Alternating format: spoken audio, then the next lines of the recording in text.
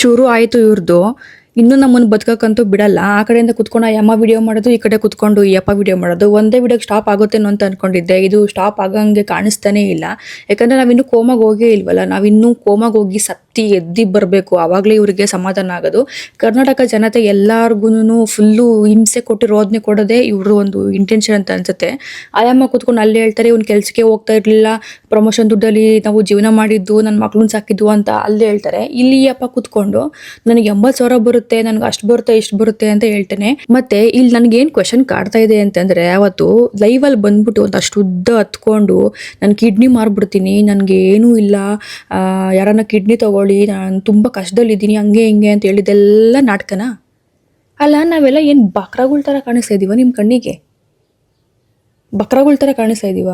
80,000 ದುಡ್ಡು ಬರುತ್ತೆ, 35,000 EMIಗೆ ಹೋಗುತ್ತೆ, ಇನ್ನೂ 45,000 ಉಳಿಯುತ್ತೆ ಅಂತ ಹೇಳ್ತಿದ್ದಾನೆ ಈ ಅಪ್ಪ ಕೂತ್ಕೊಂಡು. ನನಗೆ ಪ್ರಮೋಷನ್ ಅವಶ್ಯಕತೆನೇ ಇಲ್ಲ ಅಂತ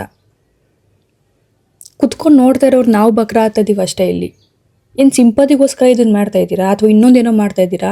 ಮತ್ತೆ ತಿರ್ಗಿ ಇವಾಗ ಹೊಸ್ದಾಗಿ ಎದ್ಬಿಟ್ಟಿದ್ದಾರೆ, ನಂದು ಮುಂದಿನ ತಿಂಗಳು 16ನೇ ತಾರೀಕು ಮದುವೆ ಅಂತ.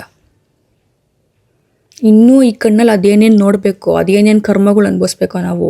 ಒಟ್ಟಿನಲ್ಲಿ ನೆಮ್ಮದಿನೇ ಇಲ್ಲ. ಎಷ್ಟು ಅಕೌಂಟ್ಸ್ಗಳಲ್ಲಿ ಬರ್ತಿದ್ದಾವೆ ಅಂತಂದರೆ ನಮಗೆ ಸಾಕಾಗಿ ಹೋಗ್ಬಿಡೈತೆ. ಅದರಲ್ಲಿ ಇವ್ರುಗಳ್ದು ಆ ಕಡೆಯಿಂದ ಅಲ್ಲೊಂದು, ಈ ಕಡೆಯಿಂದ ಇಲ್ಲೊಂದು, ಅದು ಮೀಡಿಯಾದವ್ರು ಹಾಕೊಂಡು ಕುತ್ಕೊಂಡು ಜಡಿತಾ ಇದ್ದಾರೆ. ಅದೇನು ಸಂಸಾರಸು ಭಾಳ ಅಂತ ಭಾಳ ಅದು. ಸೊ ಬದುಕುರ ನಿಯತ್ತಾಗಿ ಬದುಕ್ರು, ಒಂಚೂರು ಒಂದು ಸ್ವಲ್ಪ ಅದು ಮಾನ ಮರ್ಯಾದೆ ಹಿಡ್ಕೊಂಡು ಬದುಕ್ರಿ. ಸಾಕಾಗಿ ಹೋಗ್ಬಿಡೈತೆ ನನಗೆ ನೋಡಿ ನೋಡಿ ನೋಡಿ. ಎಷ್ಟು ಅಕೌಂಟ್ ಬ್ಲಾಕ್ ಮಾಡ್ತೀರಾ? ಇನ್ನೂ ಇದು ಇಲ್ಲಿಗೆ ನಿಲ್ಲಲ್ಲ. ಮಾತಾಡೇನು ಪ್ರಯೋಜನ ಇಲ್ಲ. ನಿಮ್ಗೇನಂತ ಅನ್ಸುತ್ತೆ ಇದ್ರ ಬಗ್ಗೆ ಕಮೆಂಟ್ ಮಾಡಿ.